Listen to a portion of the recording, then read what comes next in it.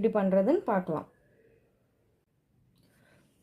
இந்த peacock design போடுறதுக்கு நமக்கு இந்த பீகாக் போர்டு பார்த்திங்கன்னா double facing board. So double facing இருக்கப்போ நம்ம ப்ளவுஸ்க்கு போடுறதுக்கு வந்து கரெக்டாக இருக்கும். இந்த ப்ளவுஸ் மட்டும் இல்லை, இந்த போர்டு வச்சு நம்ம சாரீஸ் எல்லாத்துக்குமே வந்து டிசைன் பண்ணலாம்.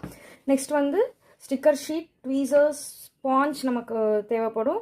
நெக்ஸ்ட் வந்து ஸ்டோன், ஒயிட் ஸ்டோன். இங்கே நான் ஐஸ்க்கு மட்டும் ரெட் வந்து கொடுக்க போகிறேன். ஸோ அதனால் நான் ரெட் ஸ்டோனும் வந்து எடுத்திருக்கேன். ஸோ வாங்க எப்படி செய்கிறதுன்னு வந்து பார்க்கலாம். ஸோ இது வந்து பார்த்திங்கன்னா ரொம்ப சின்ன டிசைன் தான். ஸோ நான் அது மேலே வந்து ஸ்டோன்ஸ் கொஞ்சோண்டு வந்து ஸ்ப்ரெட் பண்ணியிருக்கேன். நம்ம ஜஸ்ட்டு ஸ்பாஞ்ச் வச்சு அந்த டிசைன் ஃபுல்லாக கவர் ஆகிற மாதிரி